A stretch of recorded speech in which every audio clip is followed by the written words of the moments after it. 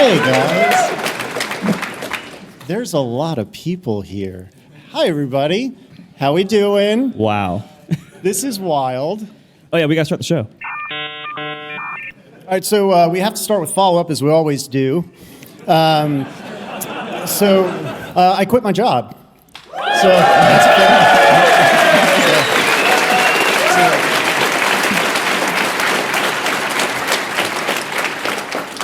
Anyway, so it's WWDC time. It is. I swear we will talk about that, just not tonight. Yeah, it's not Maybe happening not on tonight. this show. Yeah. So anyway. It's DubDub. No, we're serious. No, we're done. So DubDub, it's happening. The keynote was good, I think. We'll talk about it.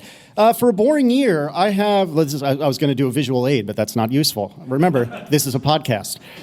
So there was apparently nothing happening this year, yet I have 3 pages of notes about nothing, as it turns out. So it turns out nothing. There was a lot of nothings and a lot of somethings, and yeah, I honestly, we did our predictions last week, and we talked about like what we expected and everything. And even though there was no new hardware, which is always like the flashy, easy thing that we all want all the time, which is kind of unreasonable, but we all like hardware. Even though there was no hardware, it was still a really good WWDC, and there's still a lot of stuff to keep us busy. At least a lot of us busy this summer and into the fall. Do you need help? I know a guy.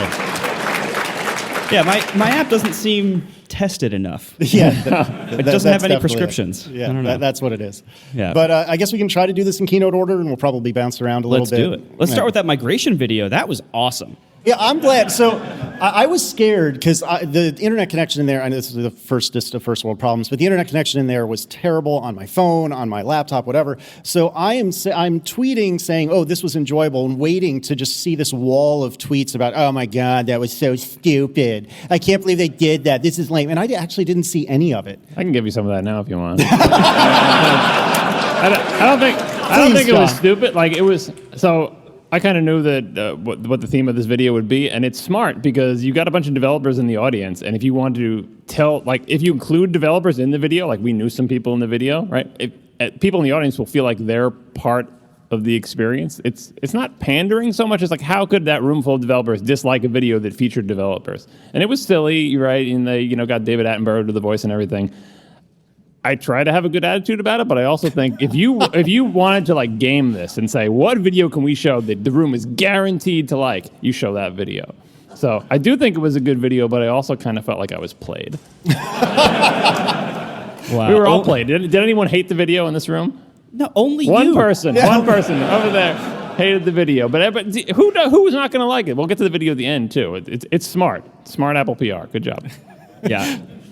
Well, I really enjoyed it. And in fact, I saw that you had retweeted something I'd said, and I was very nervous for a fleeting moment that was like how did this dummy like this video kind of retweet? Like one of those retweets are not endorsement kind of retweets, but then I realized that you liked it as well, which Everybody made me loved the happy. video. How could you not love it? Yeah, how could you not love it? Yeah. I would say best Apple video in their events in years.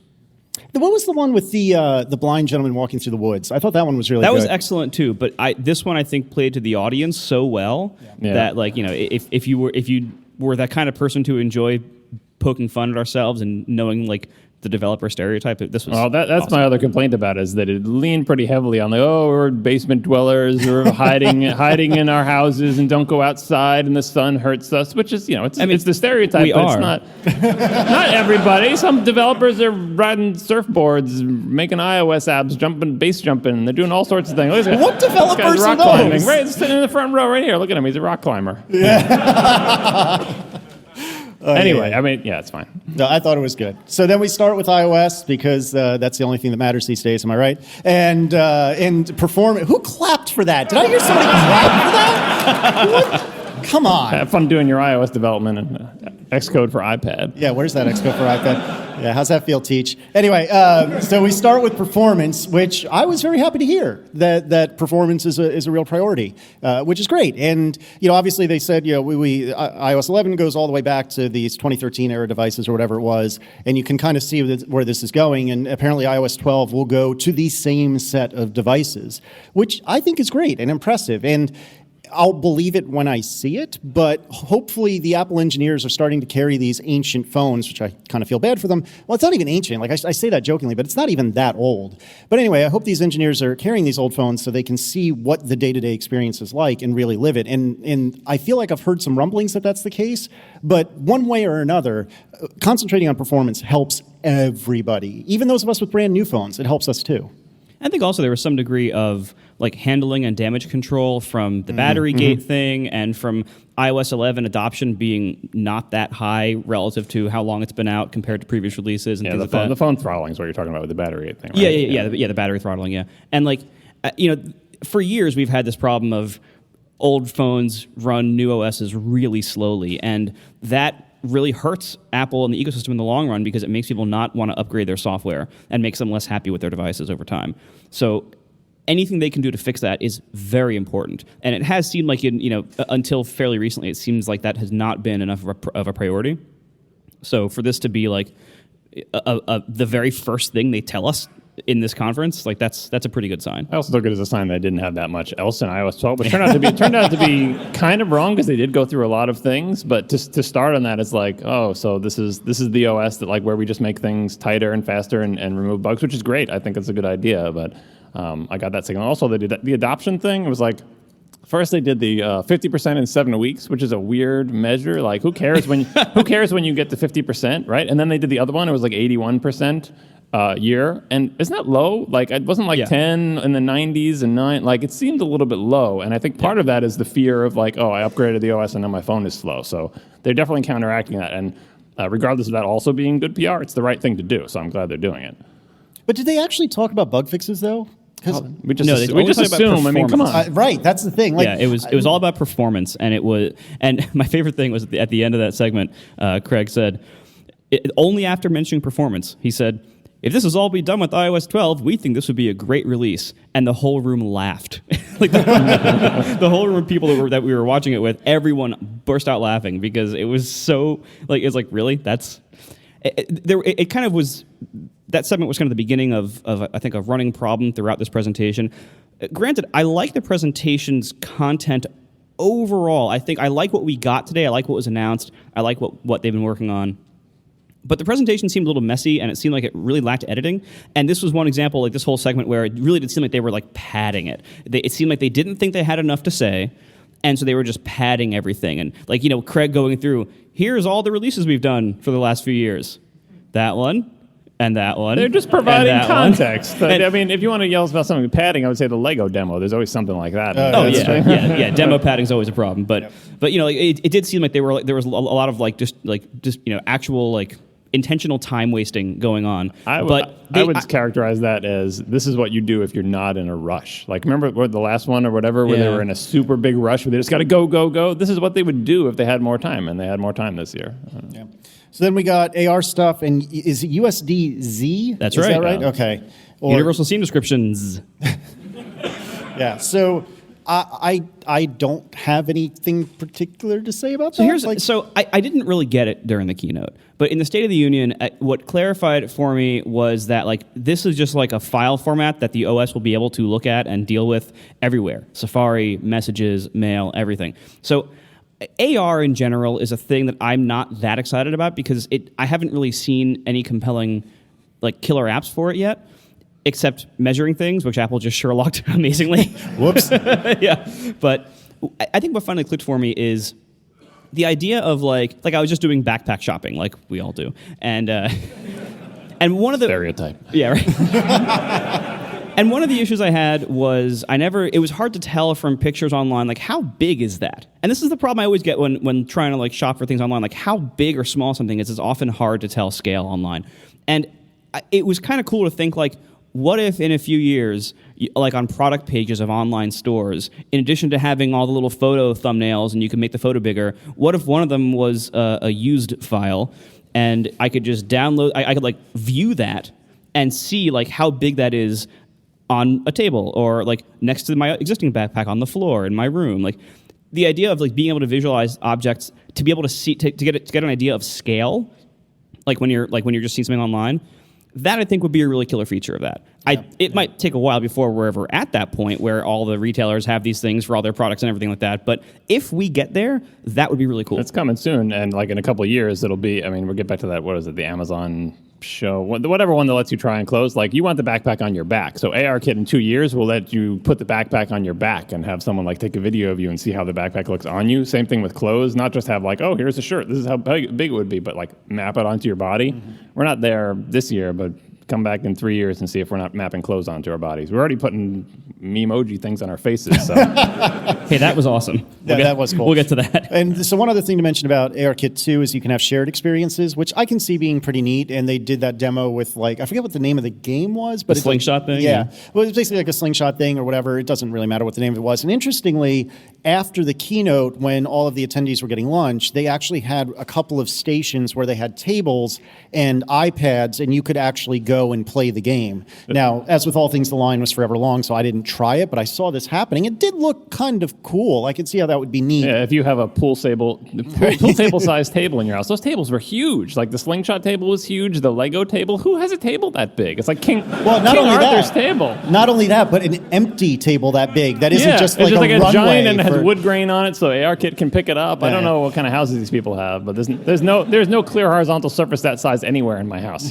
including the floor. Yeah, you got to fight really hard to get your little phone spot on the mantle, right? That's all I want. That's all you need. Then photos. There's going to be share back suggestions, which I thought was really cool. So if you share a series of photos with a friend or whatever, and it stands to reason that that friend will have some photos from the same event, I guess we'll look at like the geotag data and the timestamp and whatnot and try to figure out based on your own photo library, do you have things that maybe you should share back? So if I took pictures of this at some point and I sent them to you guys, then your phone would automatically say, hey, do you want to give this back to Casey because it seems like it's relevant? And I think that's super cool. And that to me is a really great example of Apple doing the things that Apple does best, because it's intelligence that doesn't necessitate going and taking all of your data, putting it in the cloud, and then having it come back. It's all done on device, and there's no reason that shouldn't be possible. So I thought that was really neat. So Gmail has it, if I'm getting this right, Gmail has a thing like that where when you're emailing somebody, it says, do you want to also email Marco and Casey this information? Yeah. And I think that's incredibly dangerous because I'm always afraid I'm going to accidentally click and send something somewhere I'm not supposed to. I get like why people like it, but I worry about UI that suggests actions that I'm not actually taking that I could accidentally trigger. I don't know. But this was an additive thing, right? Like what I find is in iOS messages, I get a lot of the same. Like I'll want to email maybe, or not email, I want to message maybe just you, John, and then it'll offer Marco as another person. And I feel like that is so in line with what I'm doing that I either absentmindedly or like slip and tap. And so then when you're saying snarky things about me and you accidentally brush my name, I'm not going to get the message. Yeah, exactly. That's the last thing I want. And so what ends up happening is I have to pay even closer attention. But this looked like it was more additive, where it was a different piece of UI, not exactly where you were already operating, if that makes sense. So I echo what you're saying, but I think in this case it'll be okay. That was the only thing about Photos that I was really jazzed by. I hear there's a really good ebook about the Photos app that you should check out sometime. If you ever wanted to know anything about Photos, look up Jason Snell. That guy knows a couple things. But was there anything else useful about Photos? I think it was, a lot of people were pointing out that Google Photos has done a lot of this stuff either this year or last year, and that's true. But a lot of us don't use Google Photos or don't want to use Google Photos, and so it's nice to have that option here. The only thing that I was a little disappointed by is that they didn't seem to mention, which means we probably haven't gotten, syncing of the image recognition data between your devices. Yeah, I was thinking about that. Didn't that come last year? No, last year they would sync the corrections you make. The ones you confirmed. That was all they were syncing. Like any data you entered, they would sync that, but they wouldn't sync the baseline recognition. So every time you get a new device, you still have to wait for it to burn your battery all day while it's doing all the recognition. So that part, I really hope that we do get that at some point. It should have already been there, but oh well, it seems like we're not getting that. But otherwise, it's a solid feature release, I think. Doesn't, blow me away, but otherwise, pretty good. We are sponsored this week by Microsoft. Microsoft is right here in San Jose this week to support all of you iOS developers and all of our favorite podcasts. They are actually right here at AltConf again, and they're also sponsoring this show, the Talk Show Live tomorrow, and Relay FM's Connected Live on Wednesday.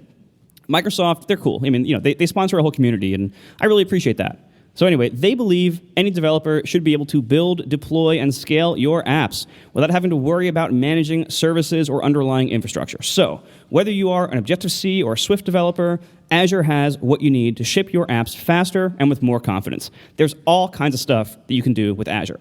So, for example, you can build in the cloud, you can test on real devices, you can automatically distribute to beta testers and the App Store and monitor your apps with real-time crash reports and analytics.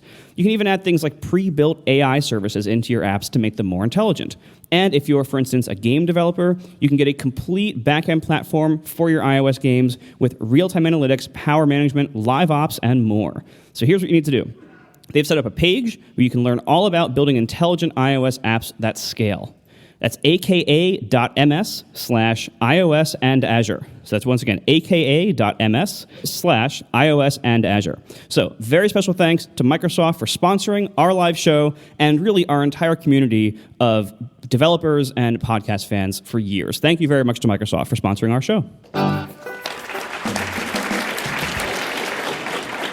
So imagine you're me, and you're sitting in the keynote, and you're sitting next to Federico. And then we start hearing about Siri shortcuts. And we see this icon that just looks like it may relate to some app that Federico has used from time to time and maybe has evangelized a teeny bit. And suddenly it becomes clear to Federico that we are looking at workflow, but better. His eyes were saucers, you guys. It was magical to be next to it. So we have Siri Shortcuts, which is basically workflow, but not first party, but first party and system integrated, which looks amazing. I am super excited about this. And fully integrated with Siri, too, which is a pretty massive upgrade. And we'll talk about the Siri Shortcuts thing more generally, but the Shortcuts app, which, so there's the API of making these shortcuts for the app. Then there's the Shortcuts app that users can use, which that's basically workflow. And it answers the question of why did Apple buy workflow? What is that team been doing?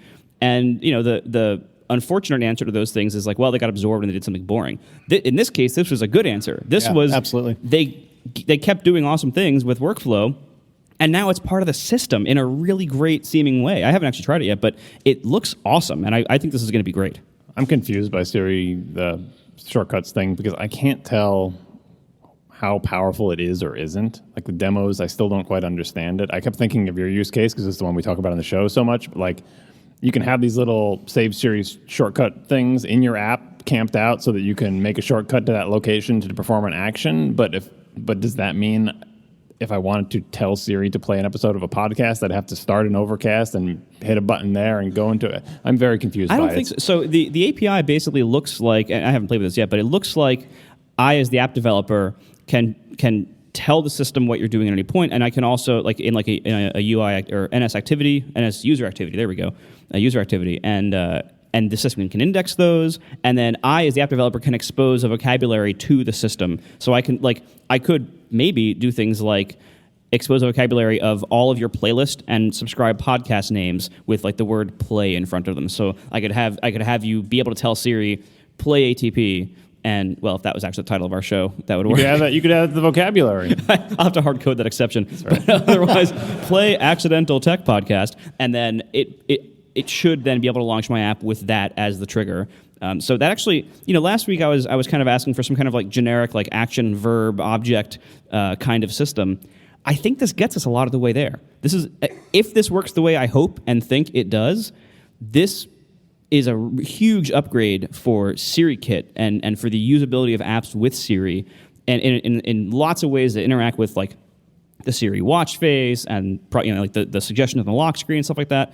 I think this, to me, is the most exciting feature they announced today. So when they did that thing where it's I'm heading home or whatever, and it did like a series of 20 steps of like setting up the HomeKit thing and turning on music and doing all that stuff, that seems cool to me. And I fear for the people who are into automation so much, because this may be like a honeypot for them, and they will just find themselves setting up these crazy automations. But I also started thinking of like a Rube Goldberg machine. and that once you initiate this action, the boot knocks over the fish bowl, and the cat chases the fish and the egg, and like it's this series of things happen that you don't have any way to like pause or revoke certain sections of it or stop, and it's just all going to happen. And so I fear that you make some kind of shortcut that does 27 steps and accidentally initiate it, and your whole house goes crazy. But this is version 1. I think if you use cautiously and if it works the way you describe, I think it'll provide a lot of extra functionality. But we'll see what the real enthusiasts, let's say, do with it. I mean, that's the best thing is like this is exactly the kind of thing that nerds both love and probably shouldn't have, because we're gonna like somebody's gonna come over to our house and be like, check this out. Right. go to DEF CON 3. Yeah, right. The thing I want to know about it, though, and this is the one disadvantage of doing the show on the very first day, is that it seemed like, to your point, it was just NS user activity, but it didn't seem like there was too much extra specifically for Siri involved. And I don't know, I haven't had a chance to look at the API, so I might be getting this dead wrong, but it was in the State of the Union, I believe, that they said, hey, look, one line of code where you just flip a Boolean is true, and you will be opted into Siri looking at the things that your users do. And the way I read it was that it would look at, I play ATP all the time, right? Anyway, I play ATP all the time. Well, you play Accidental Tech Podcast all the time. You get my point. Or maybe in some other app, I do the same operation over and over and over again, and then it would see that this operation that has been opted into this Siri shortcuts thing is something that you do a lot at the same time every day. And it would suggest it with the proactive. What was I think right. Proactive or whatever? Yeah, right. I think they stopped. I think they call it just Siri suggestions now, but it was originally called proactive. No, I mean, so there's another API. They said you can opt into that, but then there's also the new Siri Intents, an expansion of that API. Right. So this is one of those questions we'll have to actually answer next week. But it does look like it's a pretty good-looking system. I really am very excited. Underscore. Did you implement this already? tell us how it works. He's over there. Not yet. Okay. Yeah, wait an hour or two. By the end of the show, he'll have like 3 apps that use the system already. Yeah, by next week, I expect it in the App Store. No, not really. So then we talked a little bit about apps, which by and large, I didn't get that much that really revved my engine, except they are letting third-party mapping applications use CarPlay, which as a person who has a CarPlay car, that is magical. Yeah. And this is one of those times that, like, the curmudgeon Casey thinks, oh, Apple would never allow that because, it's Apple Maps or nothing. Apple Maps is perfect if you live in the Bay Area. Why wouldn't you want Apple Maps? But in reality... That's how they talk. That's exactly how they talk. And you just got to throw in a groovy here and there. That's how California works, right? You should put an avocado on it. Yeah, with an avocado on it. This is called not pandering to the crowd. Yeah, this is the opposite of pandering to the crowd. Most of them probably aren't from here. But anyway, having used CarPlay a fair bit in Aaron's car, I actually really, really like it, and have been surprised at how much I like it. But it is infuriating if we ever try to use it for anything that's more than a very short trip that we can't use Waze or Google Maps or something like that, because especially Waze carries advantages that I think no other mapping application really does. And having Apple allow third-party mapping apps onto CarPlay, I think is an unbelievable improvement and will dramatically change the usefulness of that entire feature in my mind. Agreed. It's one of those things, like, it seems like every year we get 1 or 2 things that we thought Apple would never do. This was one of those things. Like, I never expected them to open up the display of CarPlay to other navigation apps. That seemed totally out of the question, and they did it. And got to give them credit for that. That's going to be awesome. Yeah, I'm really stoked about that. They talked about a lot with Do Not Disturb and associated technologies, which seemed really good, and I was really excited about it until they started showing you graphs about how addicted you are to your phone. And this is something I don't want to know, because I'm going to be really embarrassed and upset about how much I use my phone, and Aaron is going to be so unbelievably vindicated it is not even funny. So this is going to be a tough fall around the List household, I am quite certain. But as much as I joke, I think the features are really great, and it seemed like they were very well thought out. They're showing you useful data in what appeared to be useful ways. And again, I joke, but I do think I have an unhealthy relationship with my phone, and I do want to get better about putting my phone away and not paying attention to it when I really shouldn't be. And I think that in a lot of ways, this is going to be a really great help for people like me who recognize that I got problems, but I hope that this will enable me to solve them. And things like having, what do they call it, like an app timeout or an app limit? I forget the term was. Yeah, but, there was basically they call it app limits. Okay, so I can only use Twitter for like an hour a day or whatever the case may be. I think that That's too long. Yeah, it is, but that's like 1/24 of how much time I spend on Twitter in a day. But be that as it may, I think that this is. I think it's going to be a really great feature, and I hope that when it comes out, I pay attention to it and I stick with it. Yeah, self-imposed security state sounds great, but I can imagine kids watching this video and going, "Oh no," because what kind of kid wants this kind of graph and limits? Like, if they make that easy, as it appears to be be able to apply those limits, or even to just to get a readout on them, kids are going to hate this. Yep, my kids are going to hate this. and the whole angle. Not that I know. I already know what it is. Like, it's like 99% YouTube, but maybe I'll be surprised. Maybe they use the calculator sometimes. I don't know. Yeah, no, like the whole angle of this too, of working it in not only as like a self productivity / time management tool, but also working in 2 parental controls and to have parents able to like set limits and everything. This is an area of features that especially like Amazon did pretty well with their tablets for a while, and Apple was kind of getting raked over the coals for not doing the same thing. Well, they did it now, and it looks pretty awesome. It looks pretty full featured. So it's another example of Apple kind of coming late to something, but then doing a really good job of it. It seems. So I hope it works out, and it looks like a pretty rich feature set. So it looks pretty good. And Google just beat them. We talked about their digital well-being thing that Google did, and this is the case where it's like they got to do it and say it all first, and Apple had to come after and say, we're also doing that. Apple's take was a little bit different, but it's still configuring your devices to stop you from using them, which apparently is very popular, so Apple's smart to do it. Well, it was also nice to have Apple's focused more on apps and like how you spend your time on your phone. Not necessarily like you should spend less time on this device that we make all of our money from, but you should maybe know how you're spending that time. Or they did have a how better. often you pick up your phone. Like, regardless of what app you use, how many times do you sleep and wake your phone? Like, how much are you taking your phone out of your pocket? And I feel like that was sort of the overall thing. It's like, it's not just about the apps. It's about don't be on your phone. Yeah, I thought it was really good. Another thing that was related to that, I think, or around the same time in the keynote, was we started talking about notifications. And one thing that we've all been asking for, and they kind of just flashed on screen and then didn't really make much of it, but I really am interested in is, I think they called it tuning notifications. Instant tuning. There you go. So I don't want to see these notifications anymore. And right in the context of the notification itself, you can just bloop bloop and say, "Don't ever bother me about this again," or "Well, I didn't get a good look at what the options were." One was like, don't make noises for this thing, and one was don't show this. And honestly, I'm surprised it took them so long to do this feature, because how many of us, you see a notification, but you're like, oh, I'd have to go into settings and find where that app is and scroll and find it and turn off notifications. Right there is when you want to take action against it. Although they did say press into. Does that mean it's like force press? I wrote that down. So Craig said a couple of times, he said press in instead of saying 3D touch. Maybe they finally figured out 3D touch is a terrible name.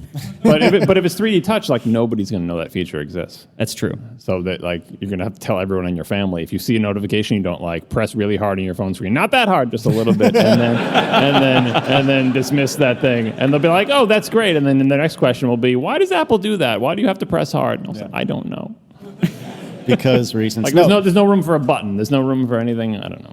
Yeah, it looked really good, though, and that's one of those things that I only got a glance during the keynote, but I'm really looking forward to seeing more about that. And I think it's not that clever inherently, but I think it's well done, and it's the right way to handle that problem. Additionally, they're grouping notifications now, because as I've gotten slightly better about not using my phone constantly, I will occasionally come back to my phone to 3,000 notifications, and I actually have tuned a lot of my notifications already to go away, and I'll still have what feels like, well, sounds maybe like not, but I guess I got a long way to go. But I will still come back to just a mountain of notifications, and it's just, where do I go from here? Like, this is not helpful or useful. How do I even know what's the most important thing on this list? Because if they group by app, does that help you? Like, potentially, because at least I can scan and see, okay, which of these apps is the most important, which I will inevitably conclude Twitter, but it really is probably iMessage or something like that. But nevertheless, I think that was really good. And there was something else, like deliver quietly, I thought was really cool. I think, John, you may have mentioned that a second ago. It would go straight to notification center and not show up as like a loud alert. They're shuffling a lot of the deck chairs in this. I don't know if it's Titanic, but it's like the thing where I don't want to, my phone wakes me up in the middle of the night. I don't want to see all the notifications around, right?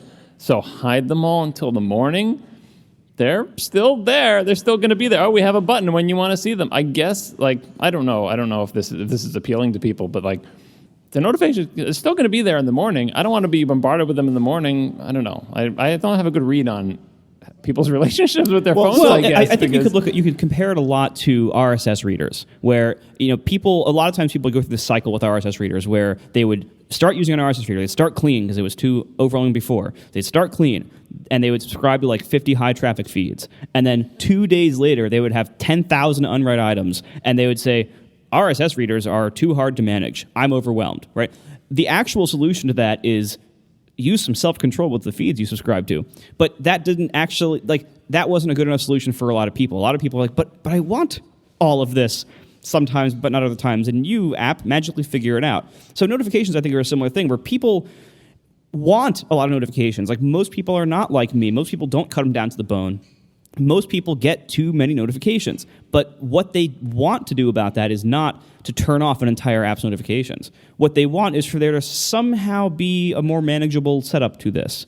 And so, I have a hard time understanding that because that's not how I use my phone. The same way I never had a problem with RSS reader overload. But that's not everybody. Most people have this problem with notification overload and don't deal with it like the quote correct way. So the system has to accommodate that, accommodate the way people actually use their phones. They just made a new form of anxiety, though. Now, when you wake up in the middle of the night and look at your phone and you don't see any notifications, you're wondering, I wonder how many notifications are hidden.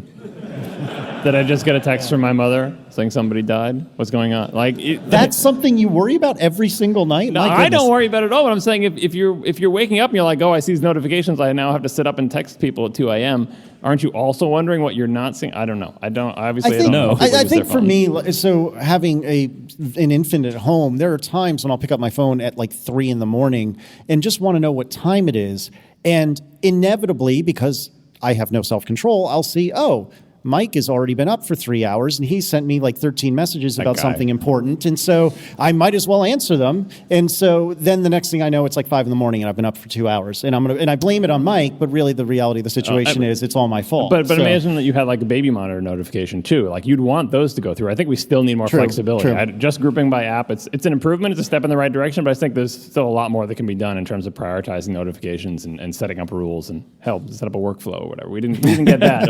It's called a shortcut, John. Yeah. No, there was also Do Not Disturb enhancements. It didn't seem like there was a lot of enhancement to it, but there was some. And some, for such an incredibly basic system that we had before, some enhancement is nice. And they were clever. Yeah, like it was like, it would read your calendar. And so one of the options you would get when you turn it on is do not disturb until the end of this calendar event, or until this evening, or for 1 hour, or for if you leave a geofence area. Those are all clever things. I wish the system was still a little bit more under your control and a little more powerful, but those are all welcome. Like, it's better than nothing. Yeah, I thought it was really good. And there were clever examples like, I think they said in the keynote, snooze until you leave, or do not disturb until you leave the movie theater, which I thought was a great example, because presumably you don't want to be that person who's getting all sorts of messages and whatnot in the midst of a movie. And the phone should be intelligent enough to know you're at a friggin' movie theater. Mm-hmm. So when you leave the movie theater, that might be an appropriate time to start letting you see these notifications. I feel like this is kind of like self-driving cars, where we're in this uncomfortable, weird middle period where it can't do everything for you. Like, it can't. People don't have the expectation that I will just have my phone, I won't touch it, and when I wander into a movie theater, it'll go to do not disturb, it'll silence itself, and when I leave, it'll turn back on, it'll hide things, it'll do everything for me because it knows. We're not there. People don't expect that. But we have these features that are close to that will suggest, if you use this feature, it makes it easy to do that, but you still have to initiate it. So I wonder how long it will be before our phones get smart enough to be like you said, where they do all that stuff for you. But right now, we're like, we always have to nudge it, like, do the thing. I'm in the movie, do the movie thing. Maybe I can set up a shortcut there. I'm leaving the movie. Like there's these different points where the phone is asking you to do something. It won't do it unprompted, but it wants you to sort of lead it by the nose. But the things it will do are more sophisticated. The other thing about this that I thought was that it was another instance of force press too, or 3D touch, or whatever. Push in. Yeah, press in. Press in. We're not pushing. Pushing is aggressive. Pressing is nice. Yeah. Are you sure? Can I press you, Marco? Nope. But anyway, that's another example of where I think it's semi-undiscoverable, and I'm a little worried about that. But all in all, I am 2 thumbs up on these improvements, and I think they look really good. We are sponsored this week by AfterShokz and the weightless wireless Trex Air bone conduction headphones. I have these right here in my hand. You can see how incredibly tiny these are. They weigh nothing. Here, are those heavy? Nobody can see them, Marco. It's a podcast. It is a podcast, but just 900 people can see them. Right. But they are super tiny. I have a pair as well, and they are great. Yeah. They're super great to run with, especially to listen to podcasts. Maybe even pair them with your Apple Watch, which we'll talk about later. Yes, we will. So the AfterShokz bone conduction headphones, these things are great. So the way these work is they basically sit on your... Here, you can actually... Yeah, I will model, ladies and gentlemen. Casey's going to Prepare model yourself. for you. So these actually sit in front of your ear rather than in your ear. And so what this means is... man, you look good in those. Thank you. Should I just leave them on for the rest of the show? Just Yeah, like it's this? a good look, yeah. So what this means basically is there's nothing blocking your ears. So you don't get all sweaty in the summertime or when you're exercising. And also, you can hear the world around you while you also hear the podcast or the phone call that you're listening to inside the Trex Air. And so it ends up being really useful for situations like if you're running outside or if you're doing stuff around the house where you also want to hear what's going on in the world around you. You need to hear ambient noise. If you're outside, you want to hear like if there's a car coming or something like that. Or if you're in your house, you want to hear if someone knocks on the door or something like that. So the AfterShokz are wonderful for that. And it's just they're so small and so lightweight, you barely even feel them. This is 1.06 ounces for this. And everything else about it is great too. The battery life is great, the Bluetooth reception is great. Of course it's wireless. The Bluetooth reception is great. They have a 2-year warranty. It's everything you want out of a Bluetooth headphone, especially great for talk content. That's what I really use mine for. They're a little small for music, but for talk content they are awesome because you can just hear everything around you as you're doing what you need to do. And it's just so nice in the summertime. As I said, they don't make you sweaty. They are waterproof, so you don't have to worry if you're sweating all over them if you're working out or if you get caught in the rain or anything like that. They're just wonderful. So you can check out the AfterShokz new weightless wireless Trex Air bone conduction headphones. They retail for $180, and you can snag a pair for $30 off by visiting atp.aftershokz, that's with a Z.com, and using code ATP30. That's, once again, atp.aftershokz.com and code ATP30 to save $30 off the weightless wireless Trex Air bone conducting headphones. Thank you so much to AfterShokz for letting me hear my podcast all summer long as I walk outside and I can hear everything around me and I don't get all sweaty. And also for supporting this show.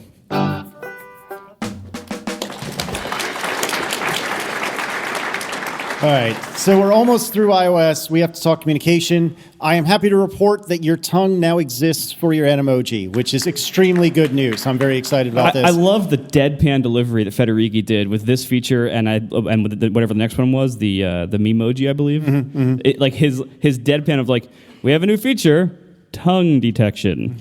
You can now detect your tongue. Does anyone know if it's levels or is it binary, tongue out or tongue in? This is what I need to know. I believe it was analog, you could say, but no, I am actually. You see their computers. Yeah, fine. But no, all kidding aside, I think that looks good. And certainly, the handful of times that like Declan has played with my phone and with Memoji, he tries to stick his tongue out and is confused why it doesn't work. And I think it adds a little bit to it. They added a few new animals. Let me see if I can read my own chicken scratch. The ghost, the koala, the tiger, and the T-Rex, which was good. And they did Memoji, which was one of those moments where I was conflicted in trying to figure out, do I hate this or do I think this is amazing? And the conclusion I came to is, this is probably going to be amazing. And the reason I... Go ahead. The reason, Captain Curmudgeon, why I think this is going to be good is because they seem super configurable. Now, let me tell you, if you happen to be friends with John Siracusa and create yourself a Me on a Nintendo platform, you better bring your A game, or you will for years hear about how your Me looks nothing like you. Because people make the Me of like the person they want to be. Like, so it doesn't look like them. Like, everyone goes to the thing and it's like their hair is it's like darker than it usually is, and they go to like the weight slider and they make themselves how they used to be 20 years ago, and their face has some characteristic about it, but they don't put that characteristic in because they always hated their chin, so they make a really tiny chin. It doesn't look like them. It looks like just a random person. Anyway, I think if someone comes over to your house and sees your little me's lined up, they should be able to say who everybody is in the family. They shouldn't say generic male boy, generic female woman. I'm going to go home and update my Nintendo Me to have a giant Didn't I head make of you hair. one, Casey? Didn't I make you one? No, you never made me one. No, We all need to fix anyway, this. I think Mii's irrelevant, though, because Nintendo did this first with the Wii, where you could make little avatars of yourself, and it was actually fairly limited configurability, but people got creative with it. And then Xbox did it. Microsoft did it. What do they call them on Xbox? I don't even remember. Avatars. All right. And the Xbox ones were less cartoony than the Nintendo ones. Like, they looked more like these Memoji. And that's where I think we're in this weird kind of uncanny valley where they start to look like Pixar people from Toy Story, where they didn't quite know how to do people yet. A little bit like you know how like dolls are scary, right? Like, it's kind of scary doll people. The Miis were so clearly cartoony and so simplified. When you start making them look more photorealistic, especially when you put them on the head of people, it's kind of like that horse head mask, right? I'm a little bit creeped out by it. I don't like them to be that photorealistic. I wish they were more like the ones on Nintendo platforms and less like the Xbox ones. And I wonder how many people are going to make one for themselves. Because honestly, anybody in your life, if they made one of these and they tried to video conference you with the thing on them, wouldn't the first thing you say was, get that stupid thing off your head? Like, you don't want to see, it's not cute. I don't know. First of all, I think it is cute, but I think they struck a pretty good balance of cartoony, but also being expressive, like having a wide range of expression, and it kind of fits the style of their emoji, which so like you basically can make your own emoji face in Apple style. I think it's agree really with well done. that, but like Tim Cook's face is long, right? And so when Tim Cook was there, you could tell they wanted it to be him because of the glasses and the gray hair, but it didn't look like Tim Cook because Tim Cook's face is long. But it was like a round little emoji head, so it looked like Tim Cook wearing like a scary doll head. Well, I think part of that was like it. You could even Can't sleep, their plan will system, eat me. their system was They don't even get the references in person. So. I didn't even hear you. It's all right. Anyway, like I feel like the Memoji system looked so impressive at how expressive it could be that you could even see how uncomfortable Tim was.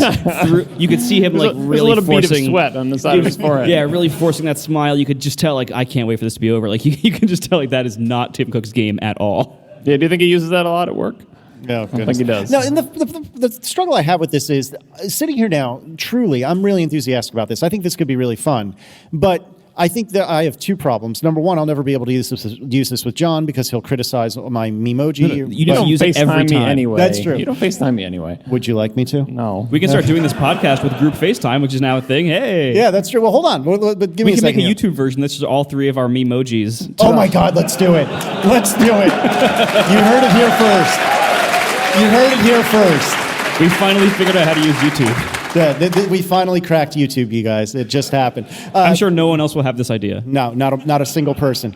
But sitting here now, I'm really enthusiastic about it. I think it could be really fun, especially all kidding aside. Like, if I can dial in my Memoji in a way that looks representative of me, I think it could be really fun. But that being said, I thought Animojis were going to be really fun, and I used them for a week and never looked back. So I'm not convinced that this is really going to move the needle on Animoji use, but sitting here now, I am enthusiastic about it, and it does look like it could be a lot of fun. All right, so group FaceTime, that is something that I think we all kind of expected to be around now. It's called Apple Hangouts, right? Yeah, that's exactly what it is. Actually, it's Apple Meet now, isn't it? Something like that. That sounds really weird. Anyway, but there's group FaceTime. It's a new delicacy. There's group FaceTime now, and everyone sitting around me was like, okay, yeah, that's cool. It'll be like 3 or 4 people. That's great. 32 people?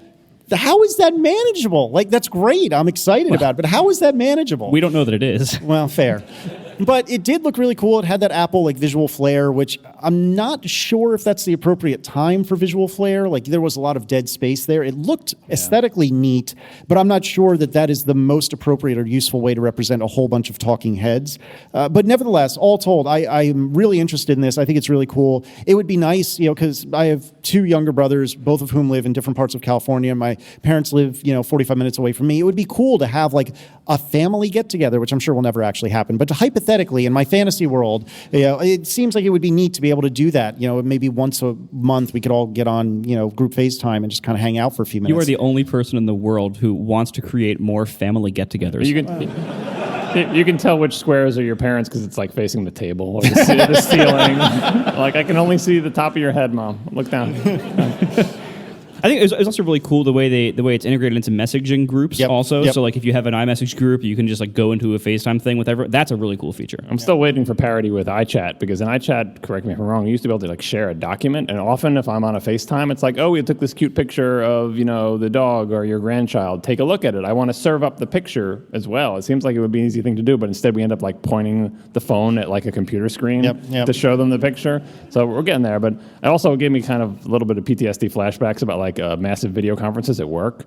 Because we have those cameras where like whoever's talking, it'll focus on them. There's a couple of cool cameras that'll do this. It'll like split it. They'll take the screen and split it up, and as the person talks, their square will get bigger. It's, to your point, it's more space efficient than what they did, but yeah, this looks like I'm glad they do multi-person. The first person to do a 32-person thing, they'll probably put it up on YouTube, speaking of, but that just seems like too much. And actually, I did think the demo was really cool. And one of the things that on a meta level that I thought was interesting is like, what was that demo prep like? That must have been really, really interesting. And it seemed like everything behind them was at least mildly staged, of course. And you have to have, there looked like there were 15, 20 engineers on the call. And from what I gathered, that is legitimately the FaceTime team. Like that wasn't mock-ups, that wasn't actors or actresses. That was the FaceTime team. And just the administrivia of getting that demo done just seemed like it would be an immense amount of work, but it went off. It played really well. I thought it was really awesome. So they make the construction crew be the first to walk over the bridge they built. It's that kind of thing. Yeah, exactly. Good motivation. Yeah. Yikes. All right. So anything else? Anything else on iOS? I think we're good, right? All right. We are also sponsored this week by Audible. Audible is also right here at AltConf. They really support the community, and they're hiring developers. Learn more at audiblecareers.com. So Audible is an Amazon media company. They are the leading provider of premium spoken word content, entertaining and informing millions of listeners around the world for years. Audible members have access to an extraordinary catalog of audiobooks performed by the most talented voice artists, as well as a growing collection of riveting Audible originals.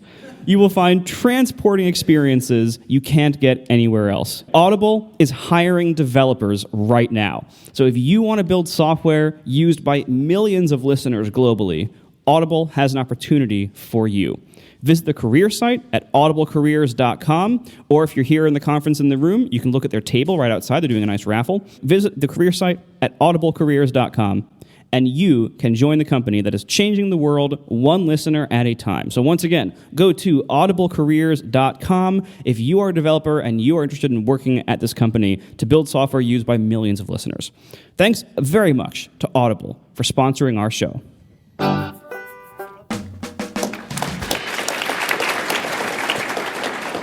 Let's talk watchOS. Yeah, we should gotta probably we got to pick up up the pace. Yeah. So Don't worry, tvOS will save us a lot of time. That's true. Competitions are a thing. So if you're at WWDC, I assume this is either similar or vaguely related, maybe not. But if you're at WWDC and you're an attendee, there's actually an app written by Lose It where you can form a group of up to four people, and based on how much you complete your rings during the day or during the week, you accumulate points, and eventually you can get to the point that you can win some sort of free swag at the end of the week at DubDub. This sounded at a glance very similar, but it also seemed like more personal. Like I could challenge you, since you never wear your watch, to some sort of competition, which I will obviously win. Surprise, you win. Yeah, exactly. But in principle, I like it. I think it's a good idea. I'm just going to keep cruising and somebody interrupt me. Workout stop automatically or semi-automatically. This is kind of like the thing nudging you. It doesn't start automatically, but it suggests to you. It looks like you're writing a letter. No, it says it looks like it looks like you started a workout. I got that reference, John. Good, thank you. It looks like you started a workout, and then if you say yes, it retroactively counts all the parts for you, but it won't actually start it. And I was talking to somebody, I think it was Scott McNulty, who was saying he uses Fitbit because it doesn't ask him anything. It just starts the workout when he exercises, so he doesn't have to think about it. So the Apple Watch is still not at that point. It still wants you to nudge it and say yes, which is good for like not accidentally starting workouts, but bad. I mean, say you do the whole workout and it automatically stops it. Does that notification go away? You don't get credit? I find it still this uneasy middle ground between complete automation and needing you to give it the go-ahead to say that you're in a workout, which I feel like it should know. So the next thing they talked about was walkie-talkie, and so now we can all be Dick Tracy, which is super exciting. Like legitimately, we can all be Dick Tracy, and that as a kid who enjoyed the movies, and I never read the comics, but or the movie. Anyway, I think that's amazing that we can have this walkie-talkie on our wrist. That being said, I grew up in the Northeast during the time that Nextel phones were a thing. Do you remember this? Push to talk. Oh, it was the worst. Yeah. And you would be in the grocery store. Hey, did you want bananas?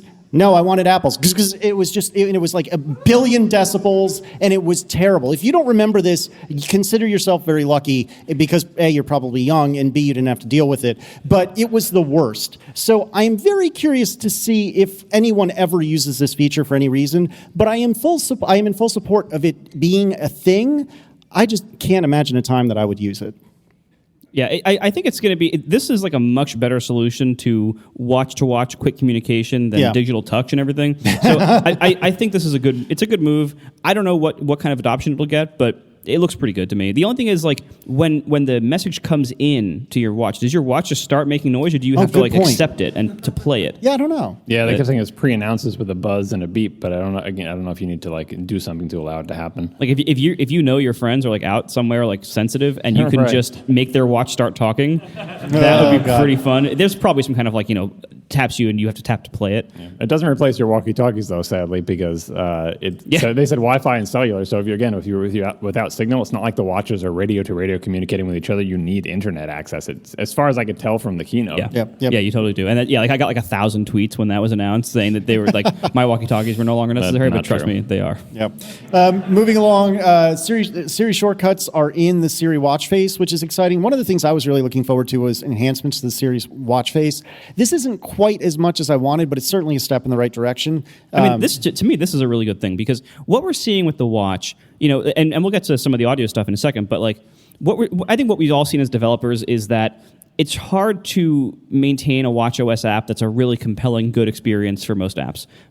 For most apps, seem better served just using notifications as your UI that happens to also show on the watch. So the combination of notifications getting better and getting more interactive, as well as having the new Siri shortcuts being like third-party capable to show up in the Siri face and everything, and the Siri watch face itself, which it kind of came after my time of using the watch, but a lot of our friends love it. Like it seems like the Siri watch face is very popular, and it kind of seems like the entire model of having like regular watch apps, like third-party watch apps, and even complications and everything seems like that is on the way out or being strongly de-emphasized now that we've learned, both we as developers and Apple and users have learned like what is the watch really better at? Like what's the best way to use this device?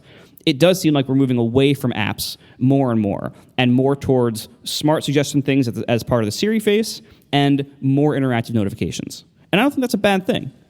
I don't know. When I saw this, they spent so much time. I was like, hey, we enhanced the Siri watch face. And then they showed feature after feature after feature, all of which only worked, as far as I could tell, in the Siri watch face. Which to your point, but it's like, is that a watch face, or is that just how the whole watch should work now? Because what if you don't want to use the Siri watch face? A lot of people I know have an Apple Watch and don't use the Siri watch face. They can't get any of these features, is my understanding from the demo. All those features might as well not exist, but a lot of them are useful features. So it's like, okay, if you want your watch to be really useful, the trick is that the tech nerds will tell you is you have to use the Siri watch face. And they're like, but I want to see a picture of my kid. I don't want to use the Siri watch face. So I think they have to figure out, is this how the watch works, or is this just how one watch face works? Or, make third-party watch faces and let them all integrate the same way the Siri watch face does? So. Oh, yeah, right. No, I mean, I think this is the answer to why there aren't third-party watch faces, and also why Apple hasn't really added a lot of their own watch faces. I think what they're probably seeing the same thing that our friends who use the Siri watch face are seeing, which is, oh, this is actually better. This actually is the watchOS. Really, like, this is the like one default interface to the watch. The idea of watch faces is probably on the way out too. Well, do you think most people use the Siri watch face? I see Apple Watches all the time, and they do not use the Siri watch face. But the question is, like, if the Siri watch face was the default, would customers hate it? People look for Siri the watch faces. They pick the ones they like how they look. The Siri watch face doesn't look good in the screen where you swipe through the things. They like, I like this one, I like that one. They don't know all the functionality that would be exposed by that. Maybe they'll default it. If they default it, then that's how they'll win. Yeah, we'll see. But I mean, it's a good sign, no matter how you slice it. Moving right along, web content in like text messages and things like that. You can get basic web content in there, which I'm really excited about. So if somebody sends you a tweet or a link to a menu, I think they even said that they would be able to display. Good luck with that on their Flash website. You can't even see that in Safari anymore because they deprecated the. That's true. Well, maybe that's why Kevin Lynch is on the watch. It'll show Flash. Oh, there it is. But they said they would use reader view if such a thing was possible, which I thought was great. We could probably go on for 3 hours about this, but we'll hopefully keep it pretty short. But podcasts is a thing on the watch in a first-party sense, which is great. And additionally, there's APIs. Talk about a roller coaster of emotions, by the way. Yeah, I can imagine. I can imagine. You had a stressful couple of minutes there. But also, there's a third-party API for playing background audio, which, from what I understood from Underscore when we were chatting over lunch, it's a pretty robust API. And I didn't get a chance to look at the ins and outs of it, and I don't know if you have, Marco, but it seemed like you can now do a legitimate overcast on the watch, which I, for one, am really excited for. Yeah, I haven't actually tried it yet, but I did look at the APIs, and they look pretty good. It looks like Apple looked at my blog post of why I can't make a watch app and did every single thing on it. So that's awesome. I really, really hope it works out well. So the downside is I'm going to have a busy summer, but this is in a very good way because I've wanted to bring that feature back ever since I killed it. I get emails every single day about it, and it's such an obvious feature that my app desperately needs. Not only that, but we also now have volume control widgets on the watch that we can embed. Thank goodness! Talk about a finally. Literally about half of the people who have my app who have my app and have a watch paired to their phone don't have the app installed. Because if you have it installed, it's actually a worse experience for controlling your phone's audio than if you don't even have it installed at all, because it doesn't have volume control. And now it appears, again, I haven't tried this yet, but it appears that I can do that. That's almost as big of a deal as the standalone podcast playback. Yeah, I'm really excited for that. Can we give a brief shout out to that woman who did a presentation while exercising? Oh God, yes, that was amazing. No, thank you. You could not have paid me enough to do that, and she handled it like a champion. That's like public speaking on hard mode, because you do not want to be out of breath. And I was so tense because she would get more out of breath, and she increased the tension. I'm like, don't really increase the tension, just pretend you're doing it. We won't know. No, yeah, that was pretty amazing. I'm not sure how good of a demo it made, but it was good theater. Yeah, it very much was. And we should take a moment to note that by my count, there was Tim, there was Kevin Lynch, there was Craig, there was the gentleman from Adobe, and there were the Lego 2 or 3 people, which is a lot of dudes for sure. But every other Apple person that was brought on stage, I think literally every other one was a woman, and in some cases, not a white person, which is tremendous. And we've been banging this drum for a long time. And I was really happy to see that there was definite progress in that department. It's not perfect. I got a handful of angry tweets in reply to me, congratulating Apple on this about, they didn't have this, they didn't have that. Okay, yes, I understand that, but this is a great step, and this is a lot better than it was a couple of years ago when I started to be aware of it and started to pay a lot more attention to it. So I'm really pleased with Apple that the diversity is on stage is looking way up, and that was great. Yeah, we can do that. We can absolutely do that. So we also had a Apple TV update that contains nothing for developers. Yeah, it's Apple TV, still a thing. Moving on. This is something where, our friend John Gruber likes to sometimes say that, you look at other companies' keynotes that are often too long or too bloated, and you can kind of see the org chart in what gets in the keynote, and every department has to have their say and has to have their keynote time. This kind of felt like that. This kind of felt like we have to say something about tvOS, but it was entirely about new consumer level features and features that are built into their own media players and stuff. There was nothing for developers at all in there. There was another one of those releases where they tout features that rely entirely on how much adoption they get from big third parties. Yeah. So great, it'll integrate with all your cable as long as you have Charter cable. Yeah, right. Comcast, Verizon, we don't know who those people are. Zero sign-on. We'll figure out what network you're on and not have you sign on if you're on Charter cable. Yeah. They even said it. They announced single sign-on before, and nothing happened because none of us have those providers, so we're all still typing in those 3-letter codes. They did say 50% year-over-year growth on Apple TV, which I think was good, and they did tout the things they have to tout, which is Apple TV, we support all these standards, we do Dolby Vision, and now we have Atmos, and all, that's all good, thumbs up, but they still they still face headwinds, as Tim would say, in the market in terms of, like, they want to make the experience easier, but Comcast and Verizon do not want them to make the experience easier, and they are at an impasse. So I wish them luck, but I'm glad they're adding the tech features to the Apple TV, even if they're not able to integrate and make the user experience as good as they could. They can fix the remote anytime they want, though. No one's stopping them from doing it. They even touted you could use cable company remotes, like, oh, how far we've fallen, where people are applauding for the ability to use the Comcast remote with their Apple TV. Which, by the way, you can do now. It has always learned. You can learn with your iOS remote, but there's no trackpad on it. It's just confusing. Well, but now it said you can also now trigger Siri from third-party remotes, which is something you couldn't do before. But I don't know which microphone you would talk into. Like, if the Comcast, some of the Comcast mics do have, or other cable companies do have microphones. Or maybe they're opening up, like maybe like at the fall event, we'll see a new remote from Logitech that is like an alternate TV remote that includes the microphone and everything that's kind of work with third parties Apple. make the controllers. Let third parties make the remotes. Exactly. Honestly, that's not a bad solution. It's not a great solution, but it's better than what we have now. Yeah, when with your next Mac, you'll get you already. I was going to say you had to buy a Logitech mouse and a Microsoft keyboard. That's what you have anyway. No, you use the Apple mouse. Not anyway. I want them to make better peripherals. All right. So speaking of the Mac. Yeah, so how do we pronounce this? John, you were trying to explain this to us earlier. I already forgot what you told me. Some random person on Twitter said Mojave. So is it Mojave or Mojave? Mojave? Okay. Long E. California Mojave. people say long E. All right, we'll do that then. All right. Did you see that the closed caption person spoiled the name, apparently, in the caption stream? They hit the wrong button or something early on, and if you were watching the closed captions, you learned the name of the new macOS before they announced it.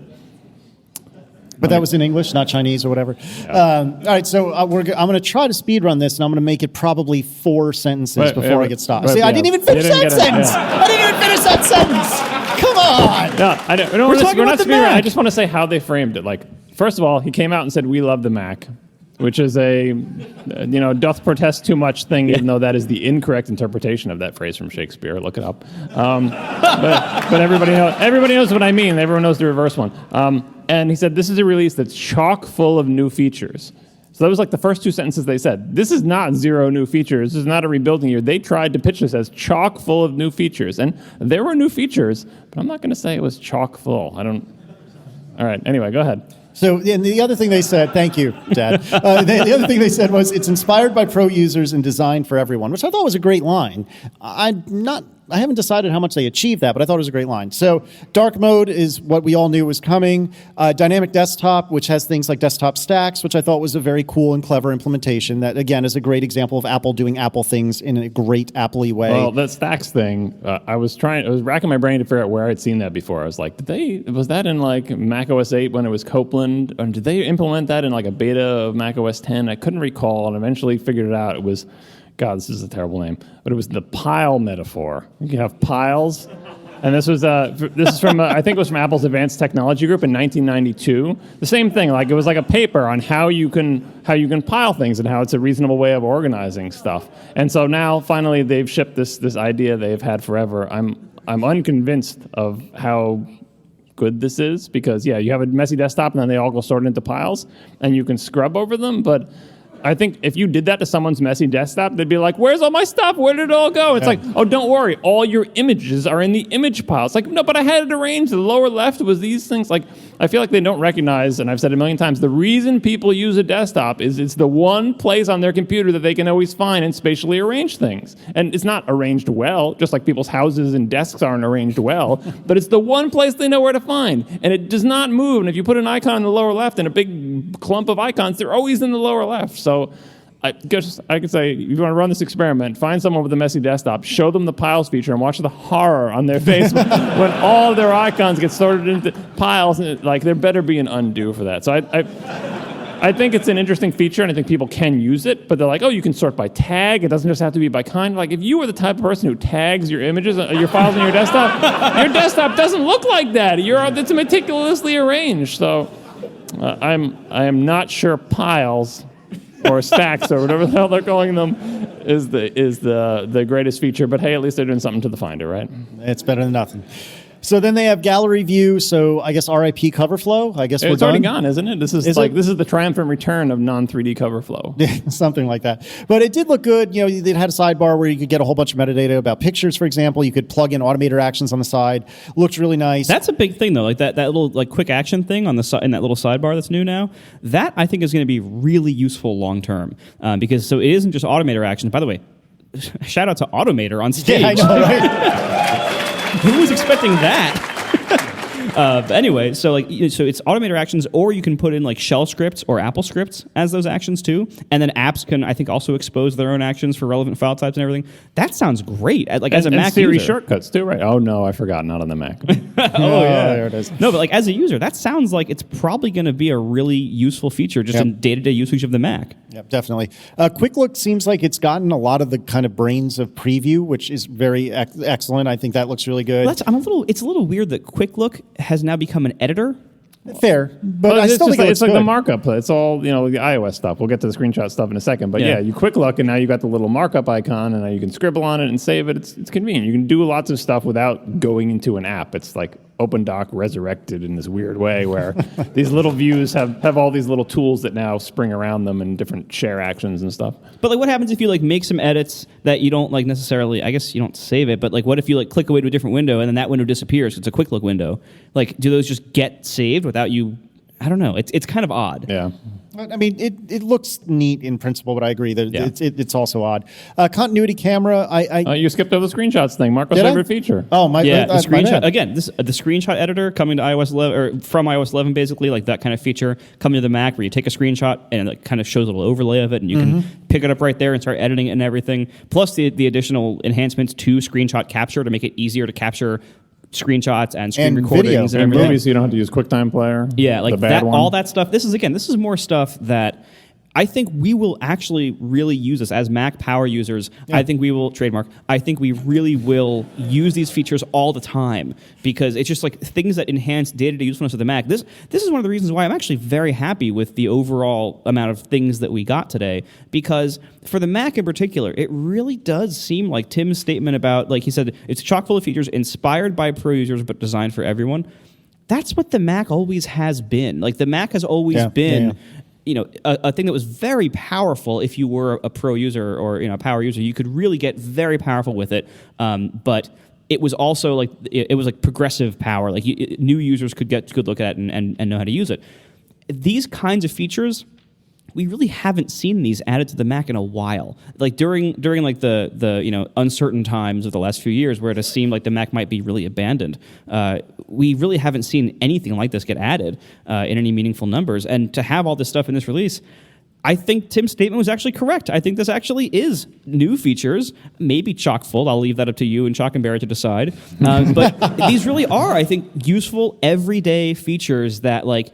They're not going to create a whole new article on 9 to 5 Mac about them necessarily. Like they're not totally like headline grabbing things. But I think these are things that are really going to be very useful to us every day, all day as we use our Macs to do things. Yeah, I think one of the best examples is that like the screenshot functionality. Most of the functionality for screenshots, not the screen capture, but the screenshots, has been there, but only if you know like, oh, Command Shift 3 is a screen, Command Shift 4, but then you hit spacebar to switch from window to Chrome. Nobody knows that except for like nerds, right? And now they just did a simple thing, put an overlay on the screen with little buttons. So they still might not know what they mean, but it gives you a fighting chance. There's no way you're going to discover like Command Shift 4 spacebar. You will not discover that. But if you see an overlay, you'll try all 4 buttons and eventually you'll get it. So that's the type of stuff they could have done years and years ago, and they just got around to it.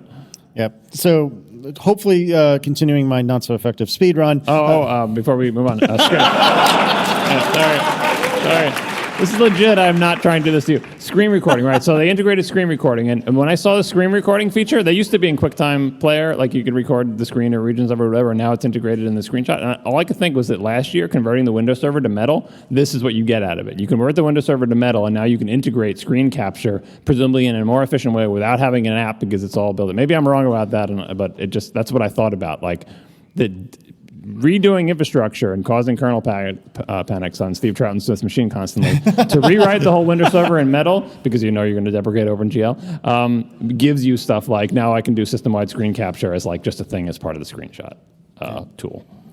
Continuity camera, I didn't get why that was so exciting. Because they've got crappy cameras in the MacBooks, and you have much better camera on your phone. So if you want to scan a document, like the camera in the top of the MacBook hasn't changed since like 2005. You could hold your paper up to it, but it won't be able to see it.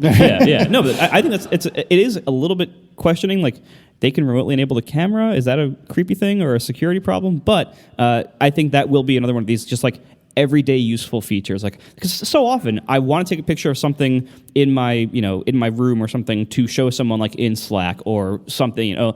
There's lots of uses for this, and I take the picture on the phone. And because photo sync is too slow, I will airdrop it to myself between my phone and my Mac. Or even you put it in Dropbox and wait to appear in Dropbox in your Mac. This is all sort of weird. Yeah, like that. Like it's just this is yet another thing that's just going to save time. Again, a solid feature probably if it works well. Yeah. Then they showed us news, stocks, voice memos, and the Home app. And it was funny. I was probably not the only, myself and I was sitting next to Chris Harris on the other side in the keynote, and the two of us kind of looked at each other at the same moment, and I'm sure we weren't the only ones, but we realized this kind of looks like cross-platform apps, like they're dog fooding something. That was like the one tweet I made. How did they port all these iOS apps to the Mac? Yeah, exactly. And they looked exactly like the iPad apps. Yeah, they were iOS apps with a title bar. Yeah, exactly. So at this point, I'm starting to scratch my head and think there may be something here after all. But anyway, I really don't have any particular care for any of these apps, but I'm glad that they're on the Mac. Then they talked about security and privacy. I didn't write any sub notes for that, so I don't even know what they said. But I'm glad to see that security and privacy is still a priority. It surprised me that like when they were going through here's all the things you get notified for, like can I have access to your location, your contacts, or whatever, and I was like, oh, what are they going to add to it? And I thought, oh, they're going to add camera. But I'm like, but no, don't they have to ask permission to the camera already? Apparently not. How many people have asked before, do you think Mac apps have to ask permission to use the camera? Everyone would have said yes, but no. So they're finally adding camera and mic to the permissions, which is nice. Yep. You skipped over a bunch of stuff too quickly. I want to go back to OpenGL and OpenCL deprecated. Not a surprise, really. OpenCL maybe is a little bit of a surprise. Maybe if you ask Gus here in the firm, he will say it is not a surprise. So it's all metal, right? So they got the proprietary thing. No more OpenGL. They haven't updated in years anyway. It's a third-party opportunity. I think that OpenGL group has like a third-party OpenGL for the Mac, but that's kind of a shame. No more 32-bit apps after Mojave. And they listed, it was kind of painful to see them list and this means these 32 frameworks aren't going to be there anymore. And one of them was QuickTime. And I just felt that was like end of an era. The QuickTime framework, no. Also Apple Java 1.6, nobody cares. And Carbon. And then the security stuff where you were just going into, SIP protection for third-party apps, system integrity protection for third-party apps. I was just getting done telling you what I was able to do to my work laptop to disable all the malware they install because they can't do SIP for third-party apps. So if you have root on your machine, you can just temporarily disable stuff, right? Now, all these people who make institutional malware, also known as antivirus software for your Macs and all sorts of other stuff, will be able to prevent you from, I guess you can use the firmware to turn off system integrity protection, but it's making people's lives harder. I don't like it. Mac App Store, still a thing. Who knew? So that's exciting. There are some very interesting entries, or maybe re-entries in some cases, to the Mac App Store. Panic is coming back to the Mac App Store, which is really exciting and interesting. Yep. And Bare Bones with BB Edit is going to be in the App Store, and that is also really exciting and interesting. So apparently Apple is trying to make the App Store a thing. It's first it was Fetch, and then it was the Mac App Store, and apparently they're both still a thing. Apple's going to courting. The only thing, people to come back. The only weird thing is we were not. I mean, there might be good reasons why these apps are going back, but we weren't told them in either the State of the Union or the keynote. Like we have no idea. Like what changed? Why are these apps going back? They seem to leave for really good reasons. We don't know. Like there has to be some good reason why they're all going back and why Apple's putting all this new effort into the App Store. And if it was like changes to the Mac, obviously one of the reasons is the Mac App Store app is better, right? I mean that's the thing they should. Hey, the Mac App Store app is it's much better and it's fancier and you'll be able to advertise your products. So that's they didn't connect those dots, but they did show that. But then that's an obvious question that you asked. It's like, why? These people are coming back. You would think, could they have a quote or a testimonial? I left the Mac Store because X, Y, Z, but now something has changed and I've changed my mind. Like maybe they didn't have time to explain, or maybe it was supposed to be self-evident, but I have the same questions about how is the Mac App Store now a deal that these people want to be part of. I mean, maybe they just didn't have time, like sandboxing changes we might see later in the week. A lot of these apps were out because of sandboxing changes, so maybe there's some changes to the sandbox that made it feasible to come back in. But in a keynote where they had a lot of time to blow up Legos, it seems like they could have put in 2 or 3 sentences about why these apps came back. Like, oh, and these apps came back for these reasons, and if you want to learn about them, see them in sessions, whatever. But anyway, I guess it's good for Apple that they're back, but as a consumer who has bought both of those applications, I think I'll continue to do the direct ones, and that is the real problem for the Mac App Store. It's like, why are people like me preferring the direct one rather than the Mac App Store download? I don't know. I think I still have work to do, but this is the first big change in the Mac App Store in forever, and so that's good. It's definitely progress.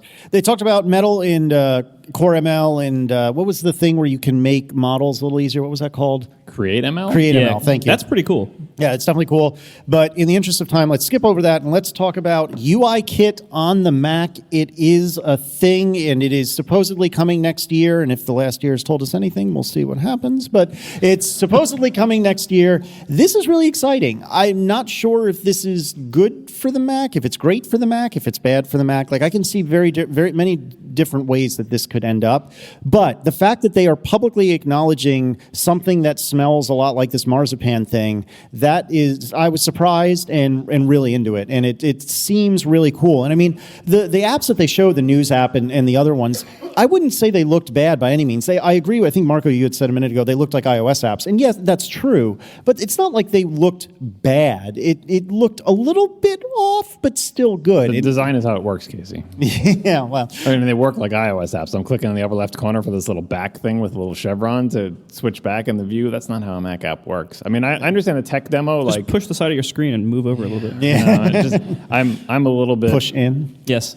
So when we talked about how this could go, this is like a fairly timid version of the possibilities, right? So as they showed it, I mean, it's a portion of UIKit coming to the Mac. So if you have an application that uses UIKit, and if it uses some or all of the portion that they bring over, then you can bring your iOS app to the Mac, which I suppose is good for making people make Mac applications. But their message is still not clear on, like they did the thing in the State of the Union about an AppKit. That's the way to make apps for the Mac, and we are still. It is. I forget what they said. That, like, I know what you're thinking of. I can't remember the exact wording. You know, but it's not deprecated.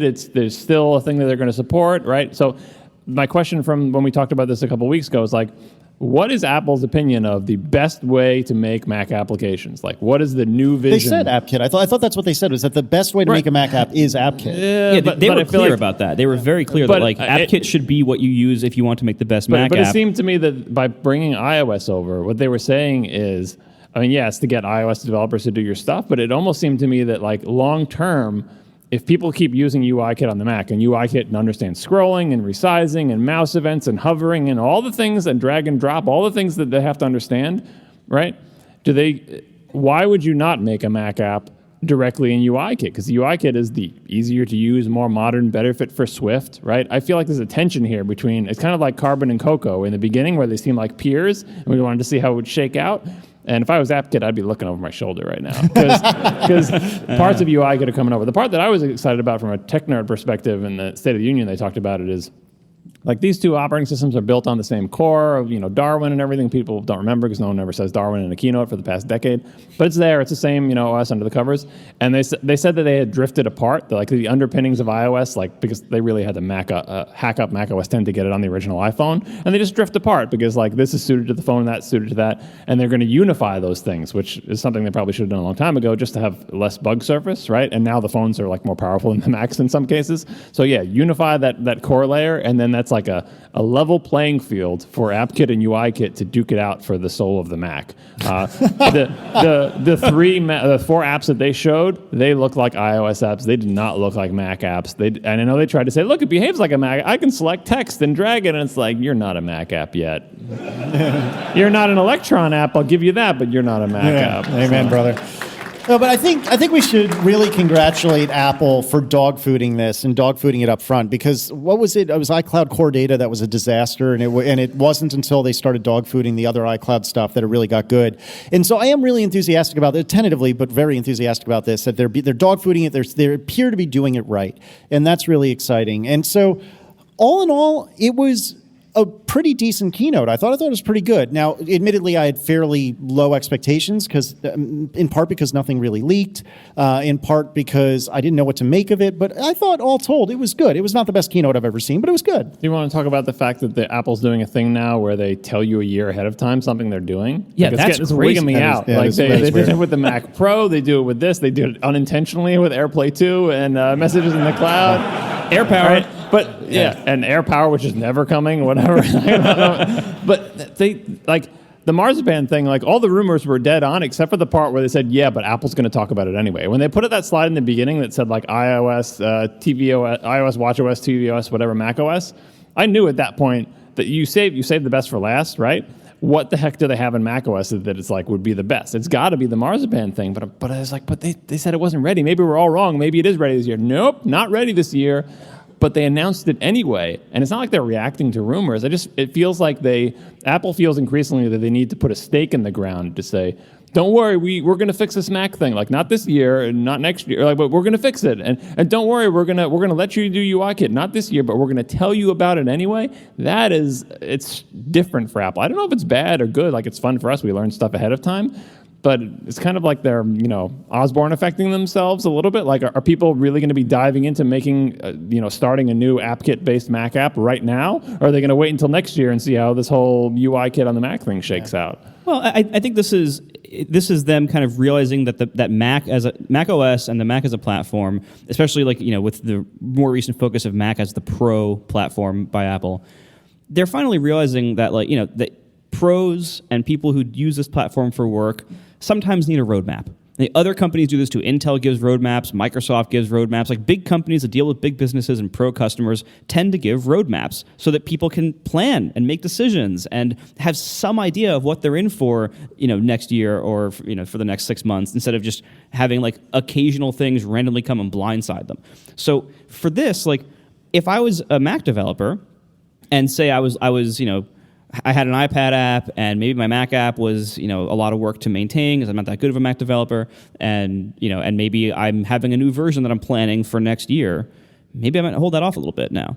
Yeah. Like maybe not do the Mac, maybe not put a whole lot of effort into a Mac UI if my app doesn't really necessarily need to be the best Mac app in the world, and I have to have an iOS code base anyway. Like this is a great thing.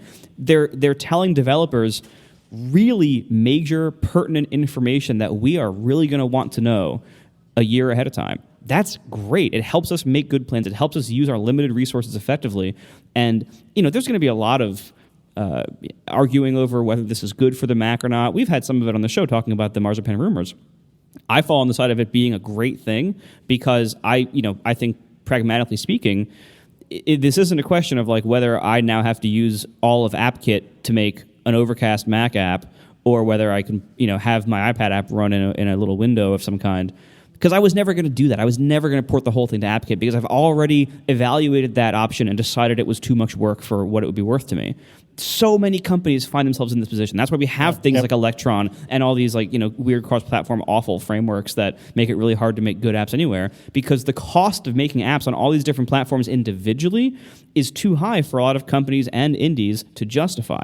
So if they make it easier and cheaper to make Mac apps, there will be more Mac apps, and Mac apps that use this UIKit on the Mac thing, which I kind of took note. They never actually named it. Yeah, I was going to say that they didn't give it a name, which is kind of weird because they're going to announce it, you can brand it, but they're not ready to brand it. And by the way, some people did disassemble it and find some symbols inside the code base that say the word Marzipan. So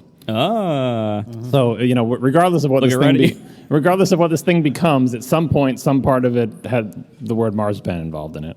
Yeah. Which, speaking of, isn't in new Macs, isn't the not the EFI, but isn't there the T2 or something like that? Isn't that running a cut down version of iOS? As BridgeOS or something? Right. So you start iOS to start your Mac, and then we've seen disassembly of there being an iOS subsystem on your Mac. So you use iOS to start your Mac to start iOS. It's not an iOS subsystem. It's just the UIKit framework running on the Mac. They also saw another fun symbol. It was it was some symbol in the thing that was underscore something underscore Mac something underscore iOS, and a new symbol that was something underscore iOS Mac.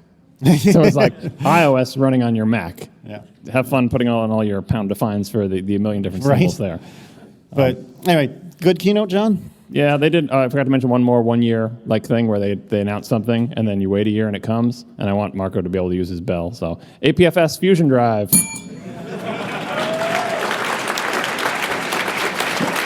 That was announced along with APFS. Like, everybody's going to APFS in 2017, and we're going to convert everything, and we're going to support everything, and we're going to support Fusion drives. They did convert everything, and for the most part, it went okay, but they did not support Fusion drives, so now they do a year later. Yep. So good keynote, though, John? I mean, it wasn't surprising. Everything they announced was things, even the part that was, supposedly surprising, the marzipan, like, we knew all of that, but it was surprising that they said anything about it. Like, I fully expected all that to be true about whatever this marzipan thing is, and then just to not say anything about it. But macOS at the end of the keynote means macOS is the star, kind of. I'm not sure it's chock full of anything, and I'm really nervous about the Mac applications. I'm making air quotes, you can't see it. But at least we'll get, I was going to say at least we'll get Overcast on the Mac, but will we? Can we get exclusive here on this podcast? Marco, will you commit to Overcast on the Mac and tvOS? If it's as easy to port my iPad app as they seem to indicate that it is, yeah, why would I not do that? To spite Casey? I can always hire him to do it. Right? That would be kind of amazing, though. Well, and the whole thing with Overcast for the Mac is that was when I was sitting at a computer for 40 to 50 hours a week. Yeah, you don't even need it anymore. I don't even care anymore. Oh. But that's right. But Marco, the port's off, forget it. It's not happening. Sorry. It's all over. It's as my soon as fault. you quit your job, I can make Overcast for the Mac, and you got your polo shirt. That's true. Yeah. That is true. So, we should talk about the video at the end, too. Yeah. the ending video. Yeah, I thought that was nice. It was cute. Yeah, I mean, so the first part Good is talk. the first part is going to be, this is a bunch of your friends up on screen. Isn't this fun? And you can relate to it. And the second video was like, now your mom is on screen. This is like Pixar levels of like knife to the heart. Like, go ahead, try to hate this video. It's someone's mom. So it was, they get nice. you. They get you eventually. They get you in the end. You get tired out. It's like, all right, fine. I mean, overall, I was very happy with this keynote. I'm very happy with everything we got. Some of the presentation parts of it were kind of a mess. I think it needed some editing, but like the actual meat of it, what we actually got, the new stuff we have, it looks awesome. It is more than I expected. I got almost all the major themes I wanted. We still don't have new MacBook Pros, and that's unfortunate. But other than that, and we don't have a real Siri Kit audio API. But we have a lot of good stuff I can now do with Siri. They got the watch stuff. They have all these cool enhancements to the Mac. We have Marzipan being a real thing. Like, this is all awesome. I'm really happy with this. And ultimately, I said last time what I wanted was a sign of life that the reason the Mac has been so quiet recently is not that it's dead, but that they're just working on stuff that isn't done yet. And we got that. That to me is the best. That they really do seem like they have recommitted to the Mac as a first-class platform that's going to continue, as opposed to this like horribly neglected afterthought that is kind of annoying Tim Cook. Like, this is great. I'm very, very happy about this. Mac wasn't dead. It was just resting. You don't get that reference, Casey. Don't laugh. You don't get it. It's a tough crowd, you guys. Anyway, thank you very much to our very special sponsors this week. We are sponsored by Audible. They're hiring right here at Allcomp. Go to audiblecareers.com. We are sponsored by these awesome AfterShokz Trex Air bone conduction headphones. Go to atp.aftershokz.com to see those. And sponsored by Microsoft with their Azure platform to make you learn all about building intelligent iOS apps at scale. Visit aka.ms/iOS and Azure. Thank you so much to those sponsors, and we will talk to you next week.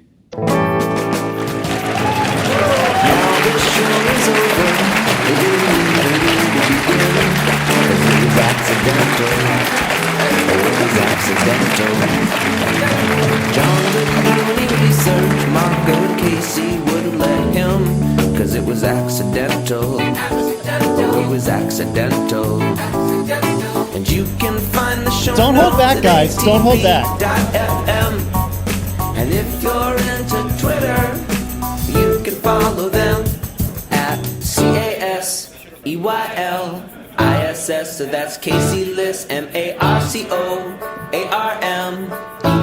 Marco Arment, SIRAC, USA Syracuse. It's accidental.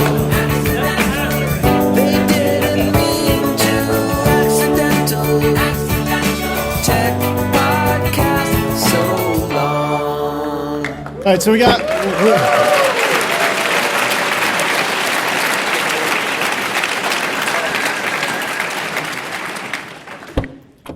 We got it. We got something else we got to talk about. We got to talk about these scooters. These scooters, man.